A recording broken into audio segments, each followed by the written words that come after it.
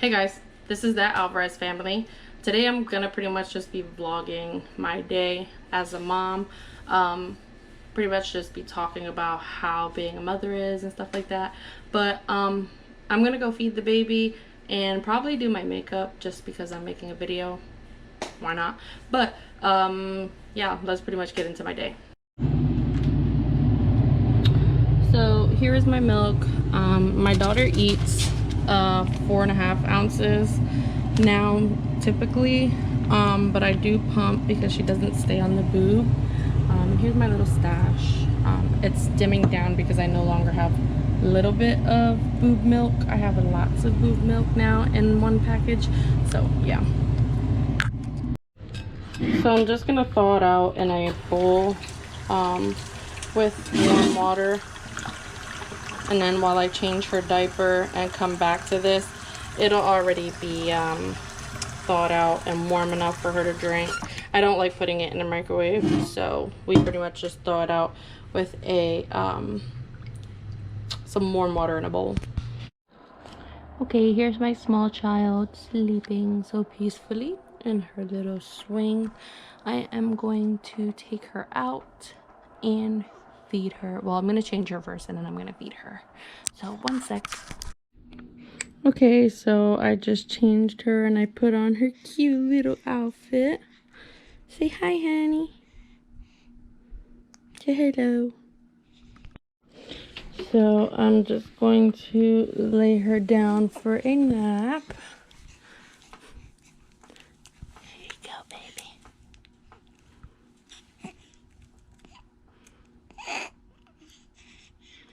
I'm gonna take off her bow. We're just gonna turn this on, and she likes this one. And we'll put on the music. Well, I'll put the music on after. She's already yawning. Oh, honey, it's okay.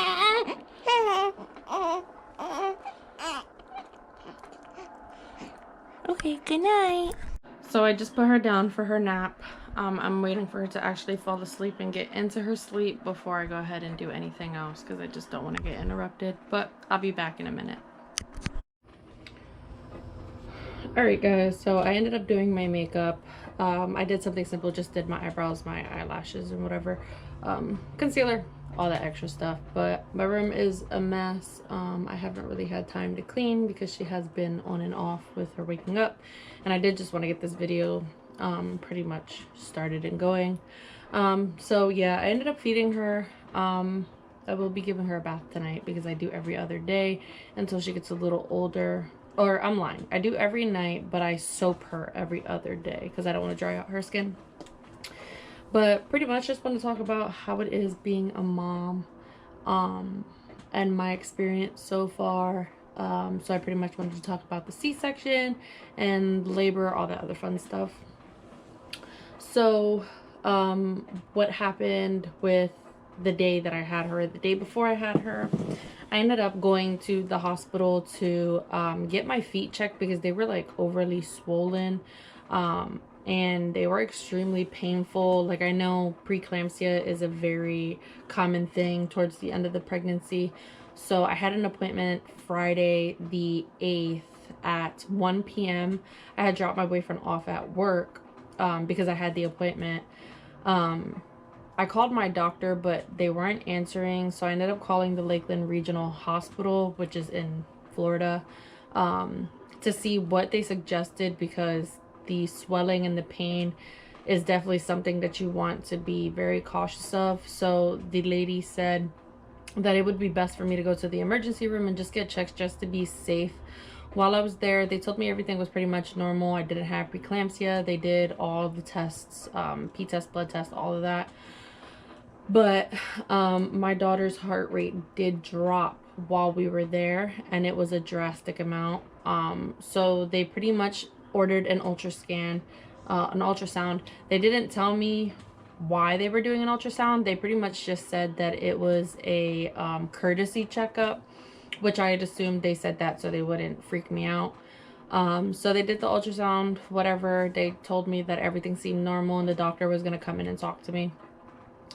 As soon as the nurse left who did the ultrasound, I heard my daughter's heart rate drop drastically. Like, it went from fast to like extremely slow.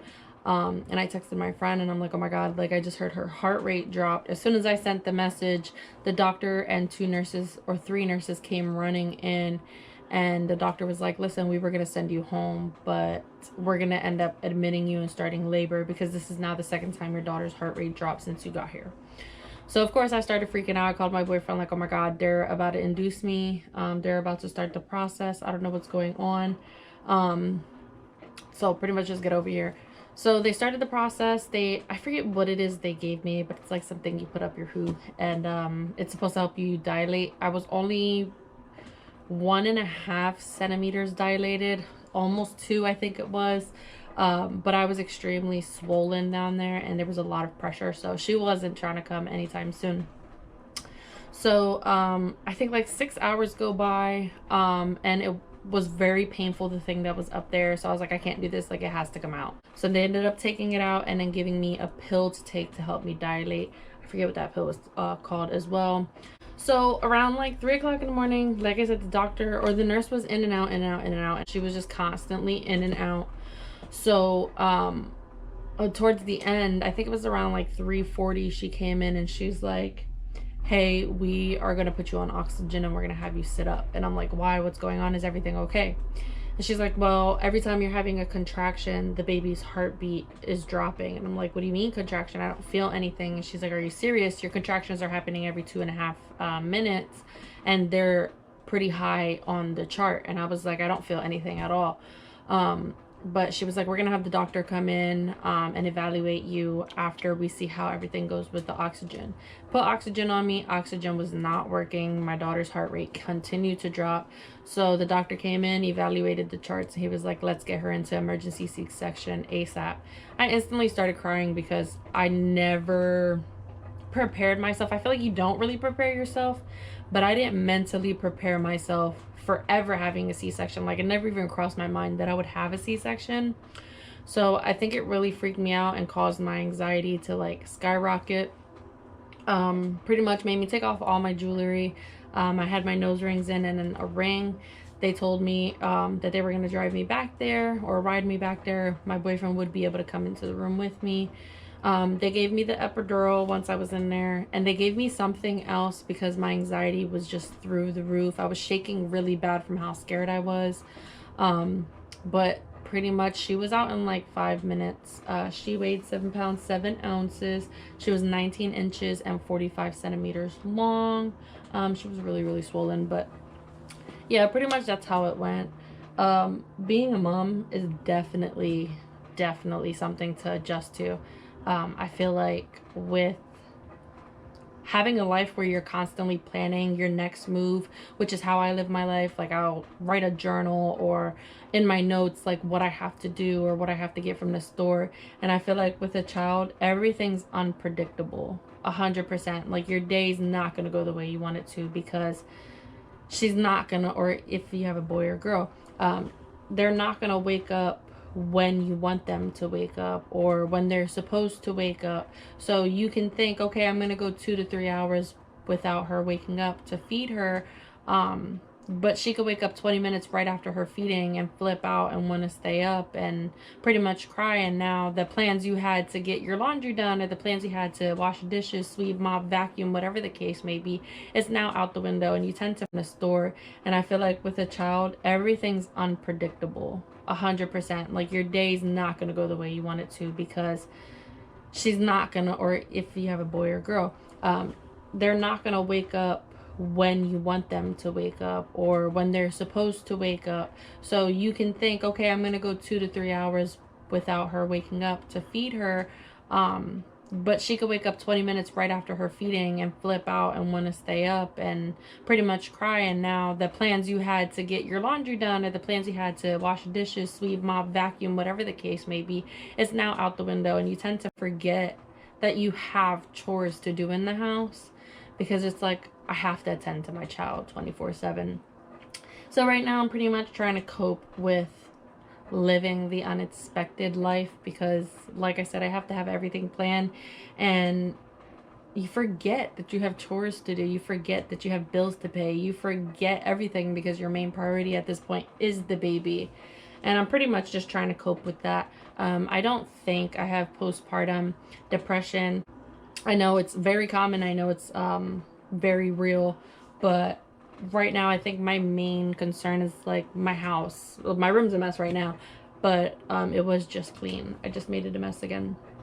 But I just feel like you really forget about yourself. And I don't want to be selfish.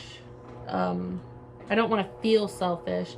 Like, I feel like when I do my makeup or I go do my nails, I did one hand yesterday and didn't do the other.